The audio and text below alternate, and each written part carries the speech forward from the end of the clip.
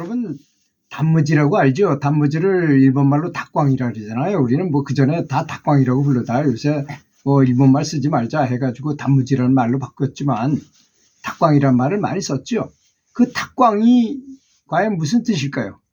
이 고구려 스님 중에 태감선사라는 분이 계셨는데요. 그 태감을 일본말로 하면 닭광이라는 것입니다. 단무지는 김밥을 만들 때 짜장면에 함께 나오는 것이잖아요. 짜장에 단무지가 함께 나오는 것은 그 무에 들어있는 디아스타제라는 효소 성분이 밀가루의 소화를 도와주기 때문이라는 것입니다. 여기 이 글에는 닭광은 일본 스님의 이름이라고 그랬는데 다른 문헌에 보니까 또 고구려 스님이라 그래요. 그분이 고구려 스님이 일본을 건너가서 사람들을 많이 교화하는 과정에서 있었다. 한문으로는 태감선사인데 일본식 발음이 닭광젠지라는 것입니다. 그래서 그분은 승려이면서도 시인이기도 하고 서예가이기도 하고 화가이기도 하고 또 녹차의 명인이기도 하였다고 합니다. 태감선사는 일본의 전설적인 사무라이 미야모토 무사시라는 사람이 있었잖아요. 그 사람의 정신적 스승이기도 했다는 것입니다. 도쿠가와 이에야스 검술 사범인 문해놀이를 위해 검선일치를 설파한 부동지 신문록을 저술하기도 했다고 합니다. 하여튼 뭐 무술에 관한 이야기도 했다. 이게 다 이 만복귀일이기 때문에 그런 거죠. 한 가지를 알면 다른 것도 다 잘 알게 돼 있기 때문이에요. 닭광선사는 머무는 도쿄 아래 동해사로서 당시 최고의 실력자인 도쿠가와 이에야스 장군이 찾아왔다는 것입니다. 그 차 한 잔을 나누다가 점심시간이 된 것입니다. 근데 이제 선사와 함께 소찬을 들게 됐잖아요. 절에 오면 절의 음식을 따를 수밖에 없잖아요. 밥상에는 흰밥 한 공기와 소금에 절린 무짠지 하나뿐이었다는 것이었습니다. 평소 천하의 가장 높은 사람이었던 도쿠가와 이에야스가 평상시에는 산의 진물을 탐하던 이 장군이 산사에서 흰밥을 천천히 씹으면서 무짠지를 먹으니까 그것 또한 별미였다는 것입니다. 아주 잘 먹었다는 거죠. 그래서 이 무짠지를 누가 만들었습니까? 하고 물어봤대요. 그래서 선사가 이곳 가난한 마을 사람들이 반찬도 없이 맨밥만 먹는 것이 짠해서 제가 직접 만든 것입니다. 라고 했어요. 그러면 이 무짠지는 큰 스님 이름을 따서 닭광이라고 하겠습니다.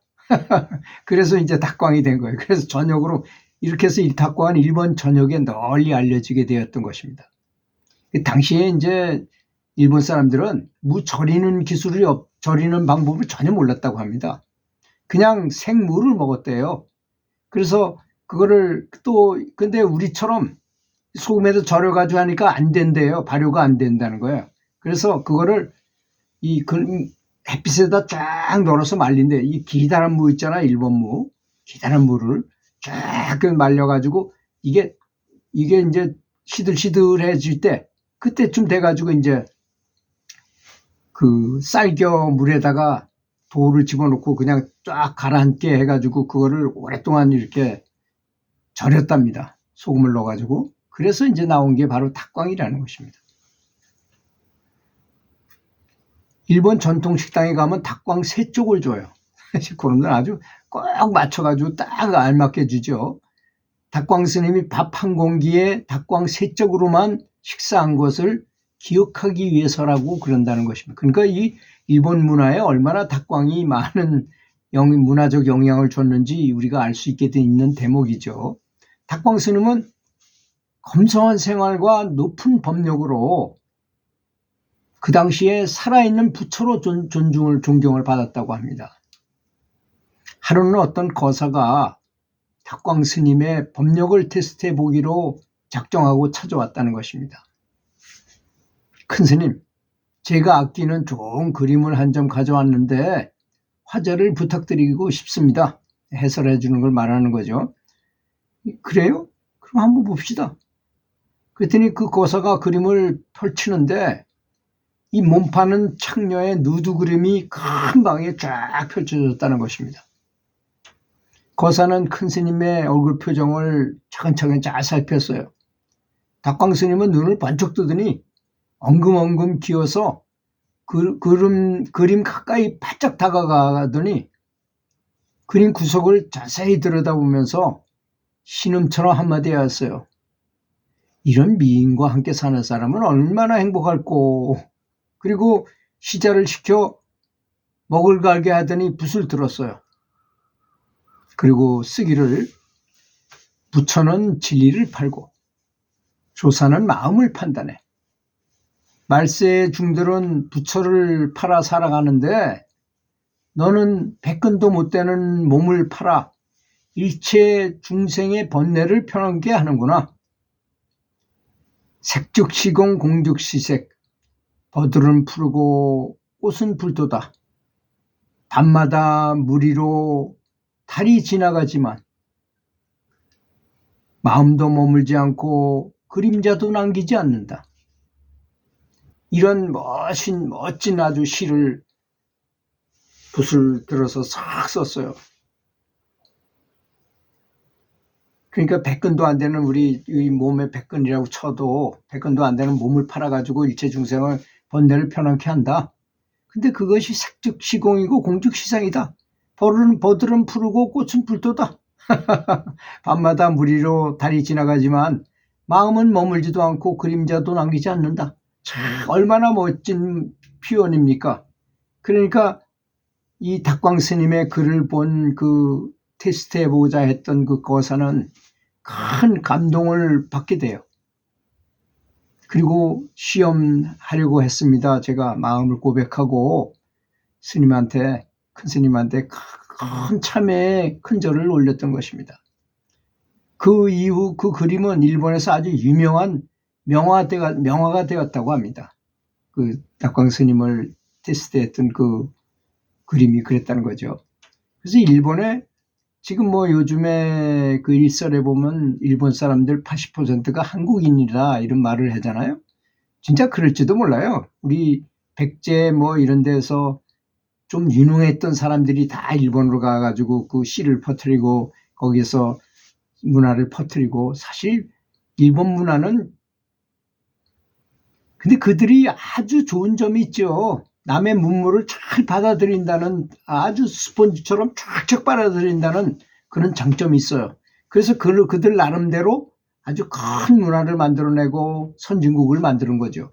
이 선진국을 만드는 데 있어서는 지금 이 닥광 선사 같은 분, 또 미즈노 남보크라는 그 관상을 봤던 관상가, 참 대단한 관상가, 10,000명의 관상을 봐도 한 명도 안 틀릴 정도로 정확하게 봤다는 그 소식을 주장했던 그 관상가 미즈노 남보크 선생, 지금 여기서 말하는 태감 선사, 이런 분들의 그 가르침을 일본 사람들은 잘 받아들여 가지고 지금까지 그거를, 그래서 일본 사람들 그 소식을 하면서 지금도 오래 사는 사람들이 굉장히 많잖아요.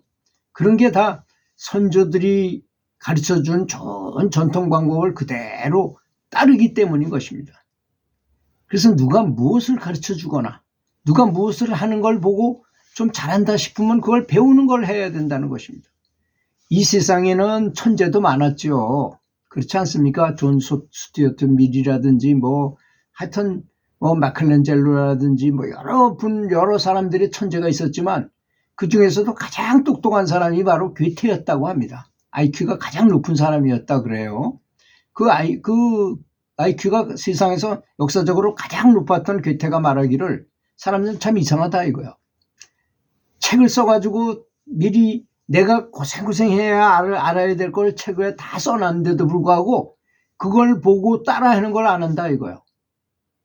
제가 깜짝 놀란 적이 있어요. 제가 이영택 선수를 가르치고 뭐 그 선수만 가르친 게 아니라 다른 참 잘하는 선수도 많이 가르친 사람입니다. 진짜 전적을 많이 찬란하게 냈어요. 저 학교 교사일 때, 체육교사일 때. 그런데 제가 깜짝 놀란 점이 뭐냐. 저는 뭐 이영택 같은 선수도 키워내고 뭐 막 그렇게 유명하니까 나한테 누군가 물어보러 오는 사람이 있을 줄 알았어요.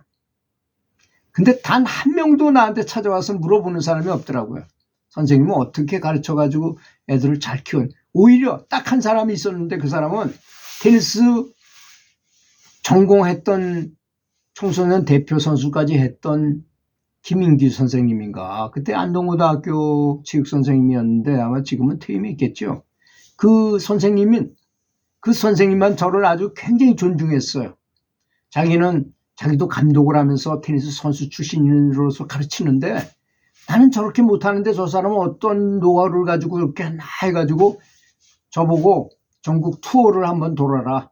그러면 내가 돈을 많이 마련해가지고 선생님을 들 테니까 한번 돌아라. 그러면 선수들도 좋고 선생님도 좋지 않겠나. 뭐 그래, 안 갔죠. 안 가긴 안 갔는데 그 사람은 저를 굉장히 존중했었어요.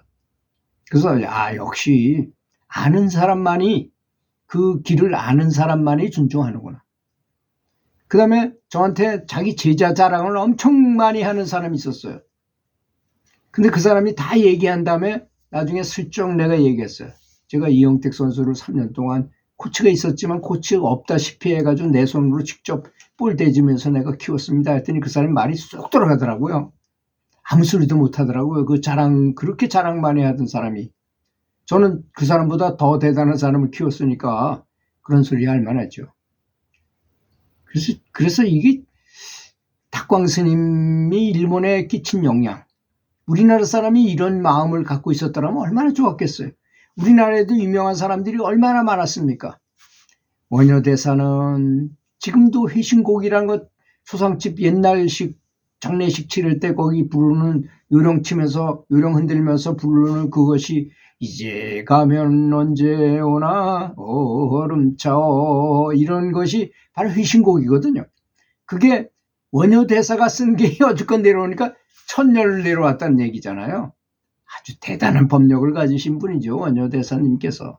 그 내용은 잘 모르겠습니다. 회신곡의 내용이 어떤 것인지는 잘 모르지만 마음을 돌려서 수행을 하라는 얘기겠죠. 회신곡인 거 보니까. 이렇게 큰 선지식들의 말씀을 잘 받아가지고 알기만 해서는 안 됩니다. 실천을 해야 될 거 아니겠습니까? 실천해서 우리는 연부를 열심히 하는 걸로 실천을 해야 할 것이라고 믿습니다. 들어주셔서 감사합니다.